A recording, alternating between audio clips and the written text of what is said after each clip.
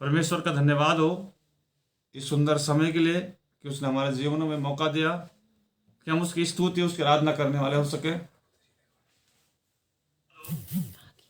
धन्यवाद देना चाहते हैं हम इस सुंदर समय के लिए कि परमेश्वर ने हमें मौका दिया कि हम उसकी स्तुति आराधना करने वाले सके।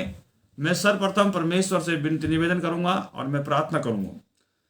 धन्यवाद धन्यवाद धन्यवाद धन्यवाद के साथ प्रभु आपके चरणों में शीश झुकाते हैं और धन्यवाद देना चाहते हैं प्रभु इस सुंदर समय के लिए कि आपने एक बार फिर से प्रभु हमें मौका दिया कि हम आपकी स्तुति और आपकी आराधना करने वाले हो सके, आपके वचन पर चिंतन मनन करने वाले हो सके, आपके गीत और भजनों को गाने वाले हो सके। प्रभु हम इसके लिए आपका धन्यवाद देना चाहते हैं। विशेषकर मैं धन्यवाद देना चाहता हूँ प्रभु बीते भर एक समय के लिए कि आप दिन तक प्रभु आपने हमें संभाला, अपने नाम के निमित्त चलाया, हर दुख मुसीबत से प्रभु आपने बचाया। प्रभु इसके लिए आपका धन्यवाद देना चाहता हूँ। आज की दिन को प्रभु, आज की प्रार्थना सभा को प्रभु मैं आपके हाथों में छोड़ता हूँ। आपसे विनती करता हूँ कि आप अपना अनुकंपा का हाथ प्रभु हमारे ऊपर बना के रखें। पूरी प्रार्थना सभा की तमाम शैतानी ताकतों प्रभु आप नियंत्रण करें प्रभु। पूरी प्रार्थना को प्रभु अपने हाथों में लें प्रभु, ताकि हम आपसे प्रभु आशीष पाने वाले हो सकें। विशेषकर दुआ करता हूँ प्रभु मैं बहन एग्नेस फिलिप के लिए प्रभु कि आप उनकी आत्मिक उन्नति होने बढ़ाए प्रभु, उनके माध्यम से प्रभु जो हमें प्रचार कार्य उनके पेज पर कर रहे हैं प्रभु, हम आपसे विनती निवेदन करते हैं उनके कार्य से प्रभु पूरे दुनिया के लोग प्रभु आपके नजदीकी में आने वाले हो सके। जो लोग प्रभु भटक गए हैं प्रभु वह मार्ग पर आने वाले हो सके प्रभु, और आपकी नजदीकी को प्रभु अपने आप में अपनी जिंदगी में प्रभु महसूस करने वाला सके। विशेषकर मैं आज की आराधना सभा को आपके हाथों में देता हूँ, आपसे विनती करता हूँ प्रभु आप हमें संभालें, हर दुख मुसीबत से प्रभु आप बचाएं। और विशेषकर जो भजन प्रभु हम आपकी हमद सना के लिए गाते हैं प्रभु, उन भजनों पर प्रभु आपकी आशीष और वो भजन प्रभु आपको पसंद आने वाले हो सके। जो वचन का पाठ प्रभु हम आज पढ़ते हैं वो वचन पाठ पर प्रभु आपकी आशीष होने वाली हो सके। प्रभु चिंतन मनन करते हैं प्रभु आपकी ओर से होने वाला हो सके। सारा आदर महिमा प्रभु आपको देते हुए इस प्रार्थना को बड़े विश्वास के साथ आपके पवित्र और मीठे नाम से मांगता हूँ, सुनर कबूल करें, आमीन। धन्यवाद करते हैं एक बार फिर से परमेश्वर का। और मैं थोड़ा आप लोगों से कहना चाहता हूँ कि थोड़ा आवाज़ नहीं आ रही थी, वॉल्यूम नहीं आ पा रही थी, आवाज़ की थोड़ी दिक्कत हो रही थी, तो फिर थोड़ा लेट हो गया 10 मिनट, इसके लिए मैं सॉरी चाहता हूँ। और फिर से हम अपनी बात को शुरू करेंगे, हम भजन गाएंगे। भजन है तारीफ तारीफ। तारीफ तारीफ तारीफ मिलके करो सारे तारीफ तारीफ तारीफ तारीफ मिलके करो सारे तारीफ। यीशु की जो है प्यारा मुझे, यीशु की जो है प्यारा मुझे, उसने हम सब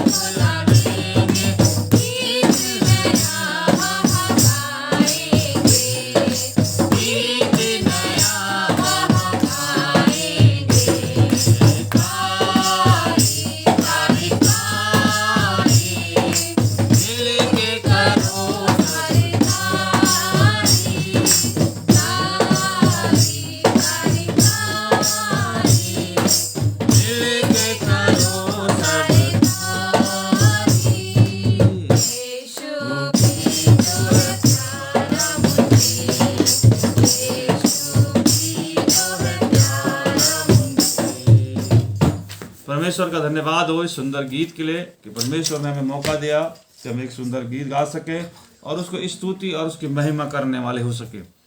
अब एक गीत और हम गाते हैं परमेश्वर की स्तुति महिमा के लिए, और हम चाहते हैं कि परमेश्वर की इस गीत के साथ साथ हम अपने आप को वचन के लिए तैयार करें और अपने आप को परमेश्वर की हुजूरी में लाएं। हम गीत गाएंगे, एक भजन और गाएंगे।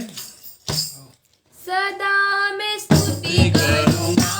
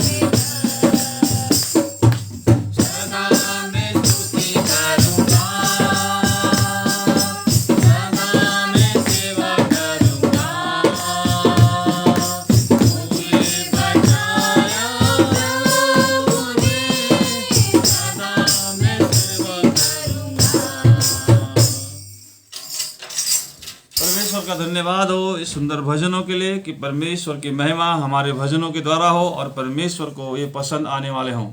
मैं धन्यवाद देना चाहता हूँ इस सुंदर समय के लिए कि परमेश्वर ने मौका दिया कि हम उसके भजनों को गाएं, उसके वचन को पढ़ें और उसके वचनों पर चिंतन मनन करें। अब हमारे पास समय होगा कि हम परमेश्वर के वचन से कलाम को पढ़ें और उस पर फिर चिंतन मनन करें।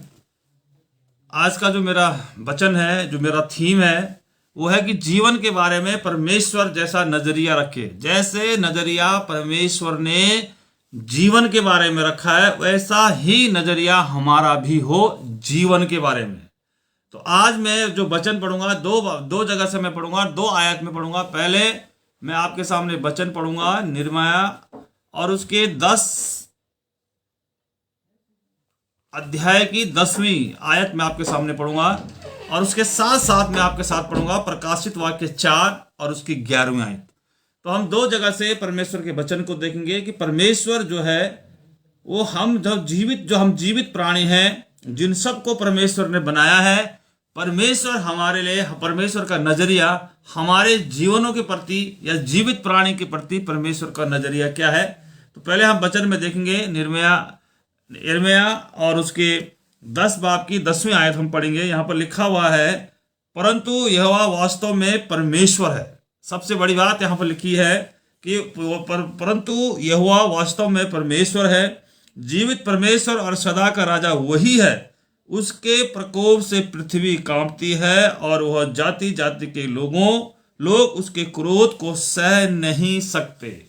दूसरी जगह से मैं पढ़ूंगा प्रकाशित वाक्य 4 और उसकी 11वीं आयत में आपके सामने पढ़ूंगा। प्रकाशित वाक्य 4 और उसकी 11वीं आयत में क्या लिखा है। यहाँ पर लिखा है कि हे हमारे प्रभु और परमेश्वर, तू ही महिमा और आदर और सामर्थ्य के योग्य है, क्योंकि तू ही ने सब वस्तुएं सिरजी और वे तेरी इच्छा से थी और सिरजी गई हैं। परमेश्वर अपने वचन को पढ़े और सुने जाने पर आशीष दे। वचन को पर चिंतन मनन करने से मैं परमेश्वर से सामर्थ्य मांगूंगा। धन्यवाद धन्यवाद धन्यवाद धन्यवाद धन्यवाद के साथ प्रभु आपके चरणों में शीश झुकाते हैं और धन्यवाद देना चाहते हैं प्रभु इस सुंदर समय के लिए कि आपने हमारे जीवनों में मौका दिया प्रभु कि हम एक बार फिर से प्रभु आपके वचन को पढ़ने, समझने और उस पर चिंतन मनन करने वाले हो सके। जो वचन प्रभु आज आपने हमारे जीवनों में दिया है, इस वचन को प्रभु हम बखूबी से प्रभु अपने हृदयों में इस्तेमाल करने वाले हो सके। अपना अनुग्रह, अपनी शांति, अपनी ताकत, अपनी सामर्थ प्रभु आप मुझ में भरें ताकि मैं आपके वचन को बोल सकूं। प्रभु ओंठ मेरे हों लेकिन शब्द प्रभु आपकी निकले। प्रभु मैं आपसे विनती करता हूं कि अपने बेदी रूपी अंगारों से प्रभु मेरे ओंठ को छुएं, पाक शुद्ध करें प्रभु, और मुझे अपनी पवित्र आत्मा से माला माल करें ताकि मैं आपके वचन को बोल सकूं और इसके द्वारा बहुत सारे लोग प्रभु अपने जीवनों को बदलने वाला हो सके। बहुत सारे लोग प्रभु आपसे आशीष को प्राप्त करने वाला हो सके। इस वचन को और अपने आप को प्रभु मैं आपके हाथों में छोड़ता हूँ। सारे आदर महिमा आपको देते हुए इस प्रार्थना को बड़े विश्वास के साथ मांगता हूं प्रभु, सुने ग्रहण करें, आमीन। अब हम परमेश्वर के वचन पर हम चिंतन मनन करेंगे। विशेषकर मैं सबसे पहले मैं धन्यवाद देना चाहता हूं अपनी बहन एग्नेस फिलिप को कि उन्होंने मुझे बार बार अपने पेज पर मुझे मौका देती हैं और मैं उनके पेज पर आकर परमेश्वर का वचन सुनाता हूं। मैं धन्यवाद देना चाहता हूं बहन एग्नेस फिलिप का और उनके आत्मिक उन्नति के लिए मैं परमेश्वर से प्रार्थना करता हूं। और इस पेज को मैं परमेश्वर के हाथों में देता हूं। Hope for the changing world को मैं परमेश्वर के हाथों में देता हूं और परमेश्वर से विनती करता हूं कि इस मिनिस्ट्री को आप दुनिया के कोने कोने में फैलाएं। अब हम वचन की तरफ चलते हैं। वचन जो मैंने आपके सामने पढ़ा, इस वचन का जो सार है, इस वचन का जो हेडिंग मैंने बनाया है, जो चुना है, वो है कि जीवन के बारे में परमेश्वर जैसा नजरिया रखे। जैसा नजरिया परमेश्वर का जीवन के बारे में है, वैसे ही नजरिया मैं और आप भी जीवन के बारे में रखें। यिर्मयाह नबी ने कहा था, जैसे मैंने आपके सामने पढ़ा, उसके 10 और 10 में जैसे लिखा है कि यहोवा वास्तव में परमेश्वर है और जीवित, यहोवा वास्तव में परमेश्वर है और जीवित परमेश्वर और सदा का राजा वही है। सदा का राजा वही है। यह नहीं कि जितने भी जीवित प्राणी हैं, जितने भी संसार में जीवित प्राणी हैं, मैं हैं, आप हैं, तमाम जितने भी जीवित प्राणी हैं, चाहे वो मनुष्य हो, चाहे जीव जंतु हो, चाहे कीड़े मकोड़े, जितने भी जीवित प्राणी संसार में हैं, सबको यहोवा परमेश्वर ने बनाया है। स्वर्ग में रहने वाले आत्मिक प्राणी परमेश्वर से कहते हैं, जो स्वर्ग में रहते हैं, जो परमेश्वर के नजदीक, पिता परमेश्वर के नजदीक जो स्वर्ग में रहते हैं, वो कहते हैं, प्रकाशित वाक्य 4:11 में वो कहते हैं कि तूने ही सब वस्तुएं सिरजी हैं, तूने ही सब वस्तुएं सिरजी हैं और तेरी ही इच्छा थी और सिरजी गई। सारी वस्तुएं, जितनी वस्तुएं हैं, सारी वस्तुएं परमेश्वर के द्वारा ही सिरजी गई है। इसलिए यह यिर्मयाह और उसके 10:10 में जो लिखा हुआ है कि परंतु यहोवा वास्तव में परमेश्वर है और जीवित परमेश्वर और सदा का राजा वही है। जितने भी जीवित प्राणी हैं, चाहे वो मनुष्य हैं, चाहे जीव जंतु हैं, चाहे कीड़े मकोड़े, जितने भी जीवित प्राणी हैं, सबको बनाने वाला यहोवा परमेश्वर है। स्वर्ग में रहने वाले आत्मिक प्राणी, स्वर्ग में जो आत्मिक प्राणी रहते हैं, वो परमेश्वर से कहते हैं, यहोवा परमेश्वर से कहते हैं। प्रकाशित वाक्य 4:11 में वो कहते हैं, प्रकाशित वाक्य 4:11 में वो कहते हैं कि हे हमारे प्रभु और परमेश्वर, तू ही महिमा और आदर और सामर्थ्य के योग्य है। तू ही आदर और सामर्थ्य के योग्य है, क्योंकि तूने ही सब वस्तुएं सिरजी और वे तेरी ही इच्छा से थी और सिरजी गई है। जितनी भी वस्तुएं हैं, ये सारी की सारी वस्तुएं परमेश्वर की इच्छा से ही सिरजी गई है। इसके अलावा हम देखते हैं राजा दाऊद ने परमेश्वर की स्तुति करते हुए, राजा दाऊद ने परमेश्वर की महिमा करते हुए, राजा दाऊद ने परमेश्वर की स्तुति करते हुए अपने एक भजन में कहा है कि जीवन का सोता तेरे पास है। भजनकार कहता है, दाऊद कहता है, परमेश्वर से कहता है कि जीवन का सोता तेरे पास है, क्योंकि सब प्राणियों को बनाने वाला परमेश्वर है और जीवन का सोता तेरे पास है। भजन संहिता 36:9 में लिखा है, भजनकार कहता है, दाऊद परमेश्वर की स्तुति करते हुए अपने भजन में कहता है कि जीवन का सोता तेरे ही पास है। भजन संहिता 36:9 में वो कहता है, और इसलिए जीवन जो है यहोवा के द्वारा, यहोवा परमेश्वर से मिला, हम लोगों को एक वरदान है, एक आशीष है। ये जीवन जो हमें मिला है, ये यहोवा परमेश्वर से मिला हुआ एक वरदान है, एक आशीष है। सबसे बड़ी आशीष हमारे लिए यही है कि परमेश्वर ने एक सुंदर जीवन हमें दिया है और इस धरती पर हमें आज तक जीवित रखा है। परमेश्वर ने हमें जिंदा रखने के लिए, परमेश्वर ने हमें जीवित रखने के लिए, परमेश्वर ने बहुत सारे इंतजाम किए हैं। परमेश्वर ने हमें जिंदा रखने के लिए, परमेश्वर ने हमें जीवित रखने के लिए, परमेश्वर ने बहुत सारे इंतजाम किए हैं। यहोवा ने परमेश्वर ने हम इंसानों को न सिर्फ बनाया है, बल्कि हमें जिंदा रखने के लिए हर इंतजाम भी किए हैं। हर वो काम परमेश्वर ने किए हैं जिनसे हम जिंदा रह सके, वो सारे कार्य परमेश्वर ने हमारे लिए किए हैं। जैसा कि अगर आप देखें प्रेरितों के काम 17:28 में लिखा है, 17:28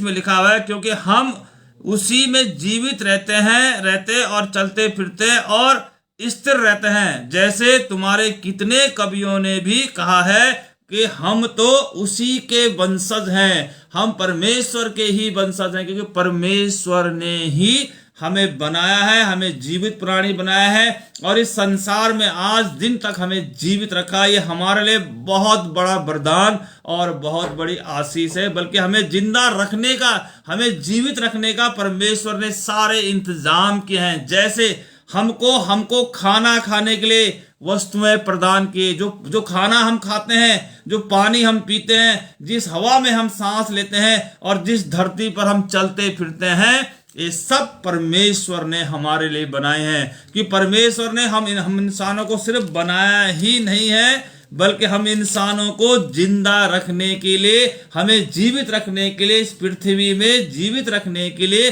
सारे इंतजामात किए हैं, सारे इंतजाम किए हैं। जैसे जो खाना हम खाते हैं, जो पानी हम पीते हैं, जिस हवा में हम सांस लेते हैं और जिस धरती पर हम चलते फिरते हैं, सब परमेश्वर की देन है। ये सब कुछ परमेश्वर ने दिया है। ये हमने हमारे बस की नहीं, और इसको हम अपने आप हम नहीं कर सकते हैं। जैसे आप देखेंगे कि प्रेरितों के काम 14 और उसके 15 से 17 आयत में लिखा हुआ है कि हे लोगों, तुम क्या करते हो? हम भी तो तुम्हारे समान दुख सुख भोगी मनुष्य हैं, और तुम्हें सुसमाचार सुनाते हैं कि तुम इन व्यर्थ वस्तुओं से अलग होकर जीवते परमेश्वर की ओर फिरो, जिसने स्वर्ग और पृथ्वी और समुद्र और जो कुछ उसमें है बनाया है। उसने बीते समयों में सब जातियों को अपने अपने मार्ग में चलने दिया, तो भी उसने अपने आप को बेगवाह न छोड़ा, किंतु वह भलाई करता रहा और आकाश से वर्षा और फलवंत ऋतु देकर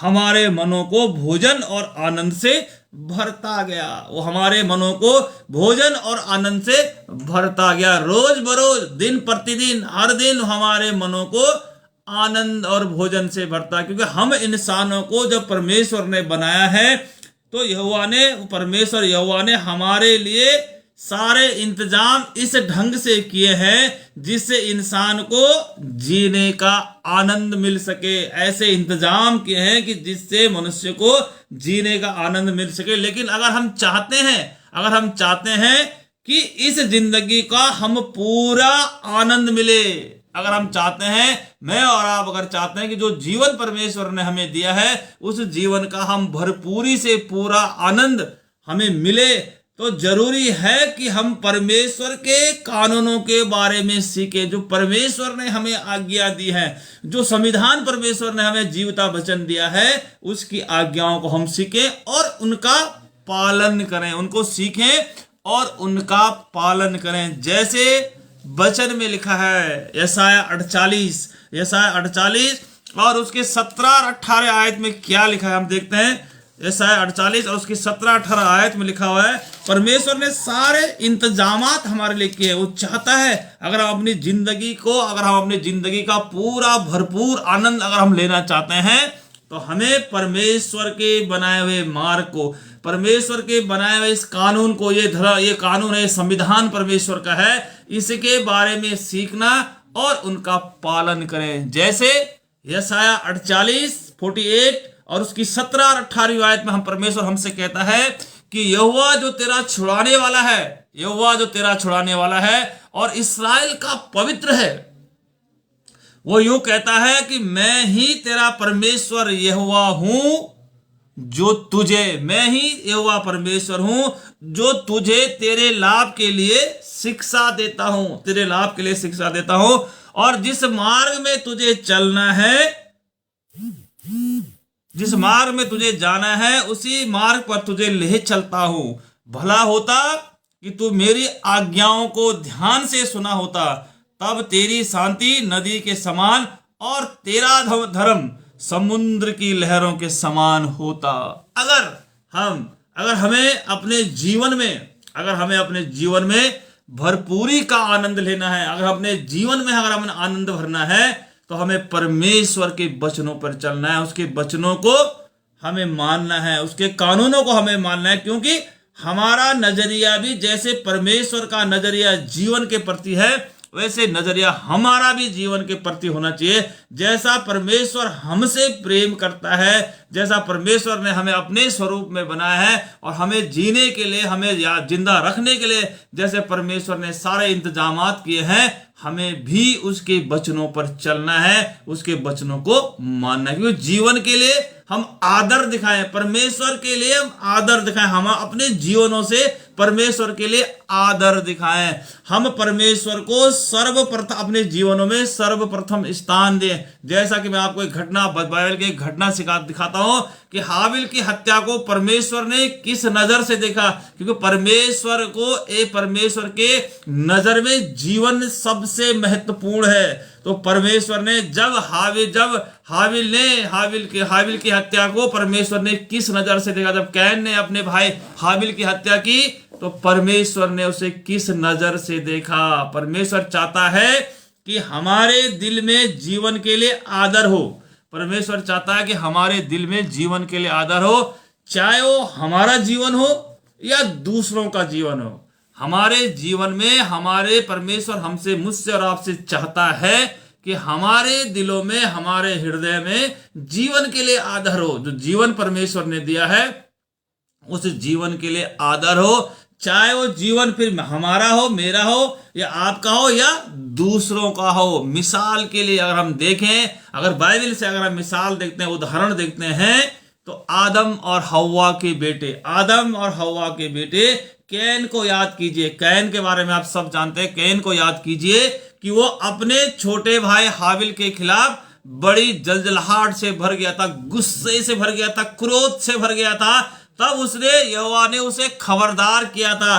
परमेश्वर ने उसे, जब वो अपने भाई के प्रति जब उसे गुस्सा आ गया, जब वो जलजलाहट से भर गया था, तब यहोवा परमेश्वर ने उसे खबरदार करते हुए उससे कहा था, अगर उसने अपने गुस्से पर काबू नहीं पाया, अगर हाबिल तूने अपने गुस्से पर काबू नहीं पाया, तो तेरे हाथ कोई गंभीर पाप हो सकता है। परमेश्वर ने उसे चेतावनी दे दी थी। परमेश्वर जानता है, क्योंकि परमेश्वर हमारे बारे में सब कुछ जानता है। परमेश्वर हमारे भविष्य के बारे में जानता है कि हमारे साथ क्या घटना घटने वाली है। तो परमेश्वर जानता था कि कैन अपने भाई हाबिल के साथ क्या करने वाला है, इसलिए परमेश्वर ने उसे खबरदार करते हुए उससे कहा था कि अपने गुस्से पर, कैन अपने गुस्से पर काबू कर। लेकिन उसने परमेश्वर की बात को अनसुना किया और उसने अपने भाई की हत्या कर दी। उसने अपने पाप, उसके हाथों पाप हो। परमेश्वर ने कहा था कि अगर तू अपने गुस्से पर, अपने जलजलाहट पर अगर तो काबू नहीं करेगा तो तेरे हाथों से पाप हो सकता है। लेकिन उसने परमेश्वर की बात को नहीं माना और नतीजा क्या हुआ कि उसने अपने भाई हाबिल पर चढ़कर उसे घात कर दिया, उसे मार दिया। और यहोवा परमेश्वर ने कैन के पाप को अनदेखा नहीं किया, बल्कि उसके भाई की, जो उसने अपने भाई के साथ किया था, उसके भाई के साथ उसने किया था, उसके बारे में परमेश्वर ने उसे दंड दिया, उसको सजा दी। अगर आप देखेंगे कि हाबिल ने अपने भाई को घात किया, अगर उत्पत्ति 4 और उसके 3 से 8 तक अगर आप पढ़ेंगे तो वहां पर स्पष्ट शब्दों में लिखा है। और उसके बाद अगर हम देखें 4 और उसके 9 से 11 में परमेश्वर ने कैन के पाप को, जो उसने अपने भाई पर चढ़ाई की, अपने भाई को चढ़कर जो उसने घात किया, परमेश्वर ने कैन के पाप को अनदेखा नहीं किया, बल्कि उसे भाई की हत्या के लिए उसे सजा दी। जैसे उत्पत्ति 9 और 11 में, उत्पत्ति 4 और उसके 9 और 11 में लिखा हुआ है, 9 से 11 में लिखा हुआ है, यहां पर लिखा है, तब यहोवा ने कैन से पूछा, तेरा भाई हाबिल कहाँ है? उसने कहा, मालूम नहीं, क्या मैं अपने भाई का रखवाला हूं? उसने कहा, तूने क्या किया? तेरे भाई का लहू भूमि से मेरी ओर चिल्लाकर दुहाई दे रहा है, इसलिए अब भूमि जिसे तेरे भाई का लहू तेरे हाथ से पीने के लिए अपना मुंह खोला है, उसकी ओर तो शापित है। परमेश्वर ने उसको दंड दिया, परमेश्वर ने उसके गुनाह को माफ नहीं किया। आज मेरे और आपकी नजर में, जीवन हमारी नजर में क्या मोल होना चाहिए? आपके और मेरी नजरों में जो जीवन है, जो परमेश्वर ने जीवन दिया है, इस जीवन का हमारे नजरों में क्या मोल होना चाहिए? इसका क्या मूल्य हमारे जीवनों में होना चाहिए? मूसा की कानून व्यवस्था में परमेश्वर ने जोर देकर बताई है, परमेश्वर ने जोर देकर बताई है। इस घटना, जब ये घटना हुई, हाबिल और कैन की घटना हुई, उस घटना के हजारों वर्ष बाद, हजारों साल बाद यहोवा ने इसराइलियों को ऐसे नियम कानून दिए जिनकी मदद से परमेश्वर की सेवा उस तरीके से कर सकते हैं जैसे परमेश्वर चाहता है। ये नियम मूसा नबी के जरिए दिए गए हैं। परमेश्वर ने मूसा के द्वारा ये नियम दिए, इसलिए कई बार इन मूसा की कानून व्यवस्था भी कहा जाता। जो परमेश्वर के नियम है, तो उनको मूसा नबी के द्वारा जो हमें दिए गए, उन्हें मूसा का कानून व्यवस्था भी कहता है। उसमें एक कानून है कि तू हत्या ना करना, जैसे उसमें तू चोरी ना करना, तो अपने माता पिता का आदर करना, ऐसे ही उसमें एक और है कि तू हत्या नहीं करना। अगर आप देखेंगे व्यवस्था विवरण 5:17 में, अगर आप देखेंगे वहां पर लिखा है कि तू हत्या ना करना, क्योंकि परमेश्वर का जीवन के प्रति नजरिया है। परमेश्वर चाहता है कि जो जीवन मैंने मनुष्यों को दिया है वो जीवन नष्ट ना हो, वो जीवन खत्म ना हो। परमेश्वर का नजरिया, परमेश्वर ने इसलिए कानून बनाया है कि तू हत्या ना करना।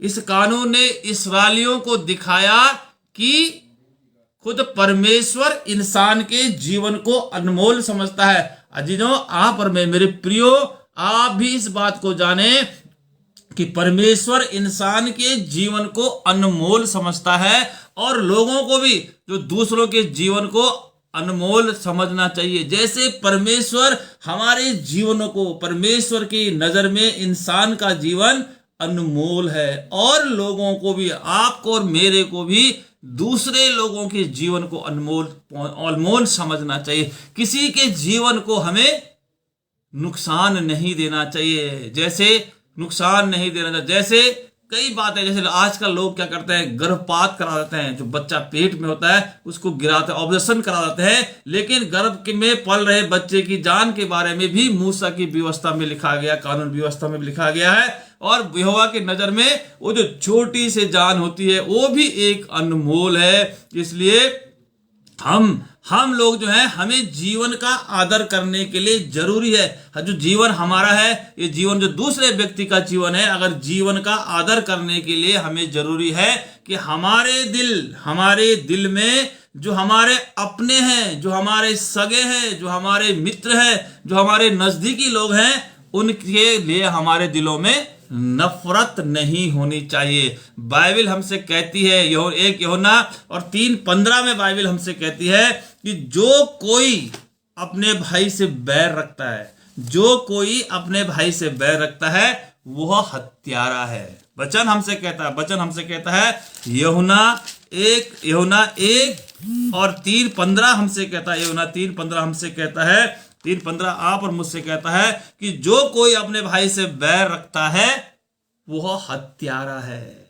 जो कोई अपने भाई से बैर रखता है वो हत्यारा है। और तुम जानते हो कि हत्यारे में अनंत जीवन नहीं रहता है। वचन हमसे कहता है कि जो कोई अपने भाई से बैर रखता है वो हत्यारा है, और तुम जानते हो कि किसी हत्यारे में अनंत जीवन नहीं होता है। परमेश्वर हमसे चाहता है, अगर हम अनंत जीवन पाना चाहते हैं, अगर हम परमेश्वर की संगति को पाना चाहते हैं, अगर हम परमेश्वर के अनंत जीवन, अनंत काल के राज्य में अगर हम जाना चाहते हैं, तो हमें अपने दिलों से नफरत को निकाल फेंकना होगा। हमें अपने दिलों में जो हमारे दिलों में झुंझलाहट है, गुस्सा है, उसको हमें निकालना होगा। हमें अपने दिलों से नफरत को निकाल फेंकना होगा, क्योंकि ज्यादातर जो लड़ाई झगड़ों और जो फसाद की जड़ है वो होती है नफरत।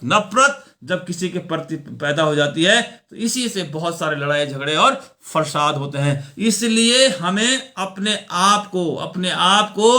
आप से हमें नफरत को निकाले। अगर हमें अनंत जीवन का वारिस होना है, अगर हमें परमेश्वर की महिमा में चलना है, अगर हमें परमेश्वर के राज्य का वारिस होना है, तो हम अपने दिलों से नफरत निकाल देनी। क्योंकि वचन हमसे कहता है, यूहन्ना 3:15 हमसे कहता है कि जो कोई अपने भाई से बैर रखता है वो हत्यारा है। जो कोई अपने भाई से बैर रखता है वो हत्यारा है। और तुम जानते हो कि किसी हत्यारे में अनंत जीवन नहीं है। तो जितने भी लड़ाई झगड़े और फसाद की जड़ है वो नफरत है। इसलिए हमें अपने दिलों में किसी के प्रति नफरत रखनी, क्योंकि वचन हमसे कहता है, 1 यूहन्ना 3:11 और 12 हमसे कहता है, 3:11 और 12 हमसे कहता है, क्योंकि जो सुसमाचार तुमने आरंभ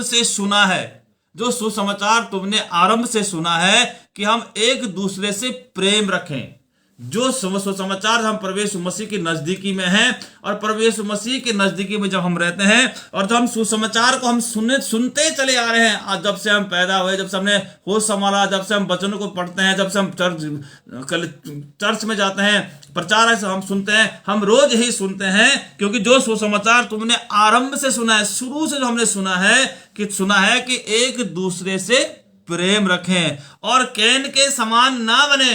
अभी मैंने आपसे कहा था कि कैन के समान ना बने, जो उस दुष्ट से था और जिसने अपने भाई को घात किया, और उसे किस कारण घात किया? इस कारण कि उसके काम बुरे थे और उसके भाई के काम धर्म के थे। उसने उसको इसलिए मारा कि उसके भाई के काम क्या थे? धर्म के थे, और उसके काम क्या थे? बुरे काम थे, दुष्ट था। इसलिए हम क्योंकि जो सुसमाचार हमने सुना है, वो इसलिए हम क्या करें? एक दूसरे से प्रेम रखें। इसलिए बहुत जरूरी है कि हम एक दूसरे से प्रेम रखें। अगर हम एक दूसरे से प्रेम रखेंगे तो हमारा नजरिया भी जैसे परमेश्वर का नजरिया जीवन के साथ है, वैसे ही आपका और मेरा नजरिया भी जीवन के साथ होगा। आज हम लोग किन किन चीजों का आदी होना दिखाता है? हम किस चीज के आदी है? हमारे दिल में जीवन के लिए आदर नहीं है। मेरे और आपके लिए हमारे दिलों में आज जीवन के लिए आदर नहीं है। लेकिन क्या हम अपने जीवन के लिए आदर दिखा सकते हैं? क्या हम अपने जीवन के लिए आदर दिखाते हैं? देखा जाए तो कोई भी इंसान मरना नहीं चाहता है। अगर कोई आदमी बीमारी के बिस्तर पर पड़ा है और डॉक्टर ने उससे कह दिया कि अब तुम नहीं बच पाओगे, लेकिन वो आदमी मरना नहीं चाहता, वो जीना चाहता है। वो चाहता कि मैं एक घड़ी और, एक घंटा और, एक दिन और, एक हफ्ते और मैं जी सकूं। हर व्यक्ति क्या है? कोई इंसान आज मरना नहीं चाहता है। फिर भी बहुत से लोग सिर्फ मजे लेने के लिए, अपने साथ खिलवाड़ करने के लिए, मिसाल के लिए तंबाकू खाते हैं, पान सुपारी खाते हैं, फिर मौज मस्ती के लिए ड्रग्स लेते हैं। ऐसी चीजों से शरीर को नुकसान पहुंचता है और ये अक्सर जानलेवा साबित होते हैं। जो इंसान इन चीजों का आदी हो जाता है, वो जीवन को परमेश्वर का दिया हुआ पवित्र वरदान नहीं मानता है। वो परमेश्वर का दिया जीवन को जो गलत संगत में पड़ जाता है और गलत कार्य करता है, वो जो परमेश्वर ने जो जीवन दिया है, उस जीवन को परमेश्वर का बलिदान नहीं मानता है। ऐसी आदतों के गुलाम परमेश्वर के नजर में अशुद्ध है, क्योंकि वचन हमसे कहता है कि सारी चीजें क्या है? अशुद्ध चीजें हैं। इनसे हमें बचना है, अपने जीवन को इनसे हमें बचाना है। जैसे अगर आप देखेंगे रोमियो 6:19 में लिखा है कि मैं तुम्हारी शारीरिक दुर्बलता के कारण मनुष्यों की रीति पर कहता हूं कि जैसे तुमने अपने अंगों को कुकर्म के लिए अशुद्धता और कुकर्म के दास करके सौंपा है, वैसे ही अब अपने अंगों को पवित्रता के लिए धर्म के दास करके सौंप दो। आज तक हमने जो कुछ कर दिया है, लेकिन जब हम वचन हमारा हृदय में आ गया है, जब वचन की गहराई को हमने समझ लिया है, जब वचन की सत्यता को हमने समझ लिया, जब परमेश्वर ने हमारे जीवन में काम कर दिया, जब परमेश्वर हमें अपने साथ अपना बनाना चाहता है, तो हम इस वचन को पढ़े और वचन पढ़े कि आज तक हमने जो भी कार्य किए, जो भी हमने गलत कार्य किए, लेकिन अब हम अपने अंगों को पवित्रता के लिए धर्म के दास करके हम परमेश्वर को सौंप दे। क्योंकि आज तक हमने जो कुछ किया उसको हम भूल जाएं, क्योंकि वचन हमसे कहता है, रोमियो 12:1 में वचन 1 और 2:1 में वचन हमसे कहता है कि इसलिए हे भाइयों, वचन रोमियो 12:1 हमसे कहता है कि इसलिए हे भाइयों, मैं तुमसे परमेश्वर की दया स्मरण दिलाकर विनती करता हूं कि अपने शरीरों को जीवित और पवित्र और परमेश्वर को भाता हुआ बलिदान करके चढ़ाओ। यही तुम्हारी आत्मिक सेवा है। यही हमारी अजीजों आत्मिक सेवा है। परमेश्वर हमसे चाहता, जो जीवन परमेश्वर ने हमें दिया है, परमेश्वर उस जीवन को बचाना चाहता है, पर उस जीवन को नष्ट नहीं होने देना चाहता है। परमेश्वर आप और मुझसे कहता है, रोमियो 12:1 में हमसे कहता है, इस वचन को आज अगर हम अपने हृदयों में ग्रहण कर लें, इस वचन को अगर हम अपने हृदय में रख लें, तो परमेश्वर हमें वो अनंत जीवन हमें देगा, वो हमेशा की जिंदगी हमें देगा। और जब हम उसका पृथ्वी पर दूसरा आगमन होगा तो वो हमें अपने साथ ले जाएगा। वो चाहता है कि इसलिए हे भाइयों, पौलुस भी कहता है, इसलिए हे भाइयों मैं तुमसे परमेश्वर की स्मरण दिलाकर विनती करता हूं। पौलुस कह रहा है, आज परमेश्वर हमसे कह रहा है, परमेश्वर हमसे कह रहा है कि तुमने परमेश्वर की दया स्मरण दिलाकर विनती करता हूं कि अपने शरीरों को जीवित और पवित्र और परमेश्वर को भाता हुआ बलिदान करके चढ़ाओ। यही तुम्हारी आत्मिक सेवा है। क्योंकि हमारी आत्मा, इस शरीर का जो आपका और मेरा जो शरीर है, इस शरीर का न्याय नहीं होना है, न्याय केवल आत्मा का होना है। क्योंकि शरीर, ये मांस और लहू स्वर्ग लोक के नहीं जाएंगे। ये मांस और लहू यहीं छूट जाएगा, इस संसार में छूट जाएगा। केवल आत्मा हमारी जाएगी परमेश्वर के पास, क्योंकि परमेश्वर भी आत्मा है। वचन में लिखा हुआ है कि परमेश्वर क्या है? आत्मा है। इसलिए हमें जब हम जाएंगे, जब हम इस पृथ्वी को छोड़कर, ये हमारा जो इस घर है, इस सांसारिक जो घर है, जो संसारिक घर है, जब हम इसे छोड़कर परमेश्वर के साथ स्वर्ग लोक में जाएंगे तो वहां पर हमारी आत्मा का न्याय होगा, आत्मा का न्याय होगा। इसलिए हम अभी से हम परमेश्वर को भाता हुआ बलिदान, क्या कहते हैं, अपने जीवन शरीर को जीवित और पवित्र और परमेश्वर को भाता हुआ बलिदान करके चढ़ाओ। यही तुम्हारी आत्मिक सेवा है। अगर हम चाहते हैं कि हम परमेश्वर की सेवा कबूल करें तो हमें इन आदतों को, इन बुरे कामों को, इन बुरी संगति को, इन सांसारिक बातों को हमें छोड़ना होगा। और सत्य यह है कि इन्हें छोड़ना मुश्किल हो सकता है, हमें इनको छोड़ने में दिक्कत हो सकती है, मगर अगर हम परमेश्वर से मदद मांगे, परमेश्वर से सहायता करें तो सब कुछ हो सकता है। आज मैं आपके सामने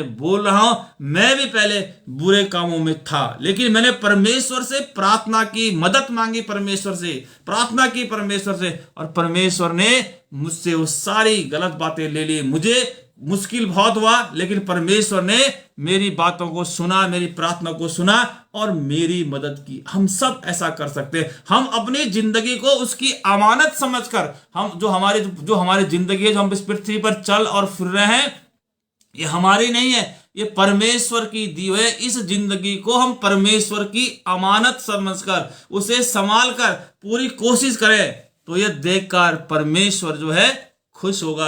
अगर हम परमेश्वर की दी हुई जिंदगी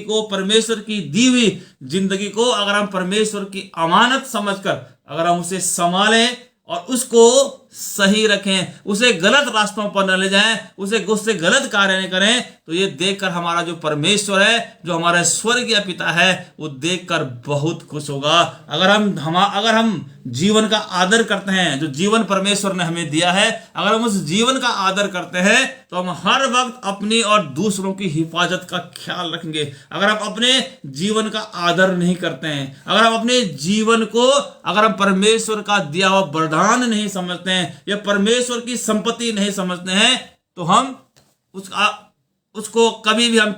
उसको हम हिफाजत ही नहीं करेंगे। अगर हम अपने जीवन को आदर देते हैं, अगर हम जानते हैं कि जीवन हमें परमेश्वर ने दिया है और ये परमेश्वर का दिया हुआ वरदान है, तो हम हर वक्त अपनी और दूसरों की हिफाजत का ख्याल रखेंगे। हम लापरवाह नहीं होंगे, ना हम मौज मस्ती या अन्य कुछ करके दिखाने के लिए अपनी जान को जोखिम में डालेंगे। गाड़ी चलाते वक्त हम अपनी या दूसरों की जान खतरे में नहीं डालेंगे और ऐसे खेलों में हिस्सा नहीं लेंगे जो खतरनाक होते हैं। अगर भजन संहिता 11:5 अगर आप पढ़ेंगे तो वहां पर लिखा हुआ, भजन संहिता 11:5 में बहुत बढ़िया लिखा हुआ है। भजन संहिता 11:5 में हम देखेंगे, भजन संहिता 11:5 में लिखा हुआ है कि यहोवा धर्मियों को परखता है। वचन हमसे कहता है, वचन में क्या लिखा है कि यहोवा धर्मियों को परखता है, परंतु वो उनसे जो दुष्ट हैं और उपद्रव से प्रीति रखते हैं अपनी आत्मा में घृणा करता है। इसलिए धर्मी हम परमेश्वर का दिया हुआ जीवन को हम ऐसे ही बर्बाद ना करें, क्योंकि प्राचीन इस्राएल के लिए परमेश्वर की कानून व्यवस्था में बताया गया था। जो प्राचीन काल की जो व्यवस्था है, व्यवस्था विवरण 22:8 में अगर आप पढ़ेंगे तो वहां पर लिखा है, जब तू नया घर बनाए तो उसकी छत पर आड़ लिए मुंडेर बनाना। वहां पर लिखा है, अगर व्यवस्था विवरण 22:28 में अगर आप पढ़ेंगे तो वहां पर लिखा हुआ है कि जब तू अपना घर बनाए तो उस घर की छत में मुंडेर बनाना। मुंडेर बनाना, ऐसा ना हो कि कोई तेरी छत पर जाए और उस छत से गिर जाए, किसी की जान चली जाए। परमेश्वर जान से इतना, जीवन से इतना प्रेम करता है, हमारे मेरे और आपके जीवन से परमेश्वर इतना प्रेम करता है। लिखा है व्यवस्था विवरण 22:8 में लिखा है, जब तू नया घर बनाए तब उसकी छत पर आड़ के लिए मुंडेर बनाना। ऐसा ना हो कि कोई छत पर से गिर पड़े और तू अपने घराने पर खून का दोष लगाए। परमेश्वर जीवन से कितना प्रेम करता है, क्योंकि जीवन हमें परमेश्वर ने, इस नियम का सार यही है कि हम अपने घर और साजो सामान की अच्छी हालत में रखें, ताकि किसी के जान के लिए खतरा ना बने। हमारे घर की सीढ़ियां जो भी हम बनाते हैं उससे किसी को नुकसान ना पहुंचे। तो परमेश्वर आप और मुझसे आज चाहता है, परमेश्वर मुझसे और आपसे चाहता है कि जैसा नजरिया जैसे परमेश्वर का नजरिया जीवन के प्रति है, वैसा ही नजरिया आपका और मेरा भी जीवन के प्रति हो। क्योंकि यही जितने भी संसार में जितने भी प्राणी हैं, जितने भी लोग हैं, जितने भी मनुष्य हैं, जितने भी जीव जंतु हैं, जितने भी कीड़े मकोड़े हैं, सब की सब परमेश्वर ने ही बनाया है, यहोवा परमेश्वर ने बनाया है। और स्वर्ग में रहने वाले, जो स्वर्ग में जो परमेश्वर के साथ जो स्वर्ग में जो आत्मिक प्राणी रहते हैं, वो क्या कहते हैं, जैसे मैंने आपको पढ़ के सुनाया था, प्रकाशित वाक्य 4:11 में वो कहते हैं कि हे प्रभु, हे हमारे प्रभु और परमेश्वर, तू ही महिमा और आदर और सामर्थ्य के योग्य है, और कोई नहीं है, केवल हमारा परमेश्वर ही क्या है, आदर और सामर्थ्य की, महिमा आदर और सामर्थ्य के योग्य है, क्योंकि तूने ही सब वस्तुएं सिरजी हैं और वे सब तेरी इच्छा से थी और सिरजी गई हैं। तो आज हमारा नजरिया, जैसा नजरिया परमेश्वर का जीवन के प्रति है, ऐसा ही नजरिया आपका और मेरा भी जीवन के प्रति है। क्योंकि परमेश्वर का जो दिया हुआ जीवन है, जो परमेश्वर ने हमें जीवन दिया है, इस जीवन को हम परमेश्वर की धरोहर माने, परमेश्वर की दी हुई वस्तु, परमेश्वर की धरोहर माने, और इसको हम संभाल के रखें। ऐसे कार्य हम ना करें कि जिन कार्यों से हमें परमेश्वर के सामने हम दुष्ट जाने जाएं, या परमेश्वर हमें धुतकारे, या परमेश्वर कहे कि मैं तुम्हें नहीं जानता हूं। तो आज आपके मेरे लिए जीवन में यही है कि जो तू ही सब वस्तुओं को, तूने ही प्रभु, तूने ही सारी वस्तुओं को सिरजा है, और ये तेरी इच्छा थी और तेरी इच्छा से सिरजी गई है। मैं और आप, हम सब के सब, मेरे प्रियो, आप और मैं, हम सब के सब परमेश्वर के द्वारा बनाए गए हैं। और परमेश्वर का हमारा जो जीवन है, ये परमेश्वर का दिया हुआ एक वरदान है। इसको हम वरदान समझें और इसकी हिफाजत करें। कोई ऐसे गलत कार्य हम ना करें, गलत कार्यों में अपने जीवन को न लगाएं। हम केवल परमेश्वर की महिमा करें, उसका आदर करें, उसका सम्मान करें, और सर्वप्रथम इस जीवन को हम आदर दें। ऐसा कोई काम न करें कि जिससे इस जीवन को कष्ट पहुंचे। इस वचन के साथ परमेश्वर आप और मेरे को आशीष दे। फिर अगले सप्ताह फिर मिलें। मैं प्रार्थना करूंगा। धन्यवाद धन्यवाद धन्यवाद धन्यवाद धन्यवाद के साथ प्रभु आपके चरणों में शीश झुकाता हूं और धन्यवाद देना चाहता हूं इस सुंदर समय के लिए कि प्रभु आपने हमारे जीवनों में मौका दिया कि हम आपके वचन को समझने और उसको पढ़ने और समझने वाले हो सके। प्रभु हम तो नापाक हैं प्रभु, ना समझ हैं प्रभु, लेकिन आप फिर भी समझ बुद्धि देने वाले परमेश्वर हैं प्रभु। हम आपसे विनती करते हैं कि जो वचन प्रभु आज आपने हमें दिया, इस जीवन प्रभु आपने हमें दिया, और इस जीवन का हमारे जीवन में बड़ा बहुत अधिक मूल्य है प्रभु। हम इस जीवन के मूल्य को प्रभु अपने जीवनों में समझने वाले हो सकें और आपके बनाए मार्गों पर, आपकी बनाई व्यवस्था पर प्रभु चलने वाले हो सकें, ताकि हम आपके राज्य के वारिस होने वाले हो सकें, आपके अनंत जीवन के वारिस प्रभु हम होने वाले हो सकें। जितने भी लोगों ने प्रभु आज आपके वचन को सुना, ऑनलाइन जितने भी लोग प्रभु आप इस वचन में सहभागिता की हर एक जन को प्रभु में आपके हाथों में छोड़ते हैं और आपसे विनती निवेदन करते हैं प्रभु हर एक जन को प्रभु आप आशीष से भरे, ताकि हर एक व्यक्ति प्रभु आप में आशीष पाना हो सके, आपके बनाए मार्ग पर अपने जीवन को चलाने वाला सके। हर एक जन को प्रभु आप संभालें, हर दुख मुसीबत से प्रभु आप बचा करें। जो ऑफलाइन प्रभु इस वचन को सुनते हैं, इस वचन के द्वारा प्रभु आप उन्हें भी आशीष करें। हर दुख बीमारी से प्रभु आप हर एक को बचा कर रखें। इस रात्रि में प्रभु हर एक जन को प्रभु आपकी सुरक्षा में छोड़ता हूं। पूरे हफ्ते प्रभु आप हर संभालें, फिर प्रभु हम अगले हफ्ते मिले और आपकी स्तुति आराधना करने वाला सके, आपकी महिमा करने वाला सके। सारा आदर महिमा आपको देते हुए प्रभु इस प्रार्थना को बड़े विश्वास के साथ आपके पवित्र और मीठे नाम से पिता से मांगता हूं, सुन और कबूल करें, आमीन। सबको जय मसीह की।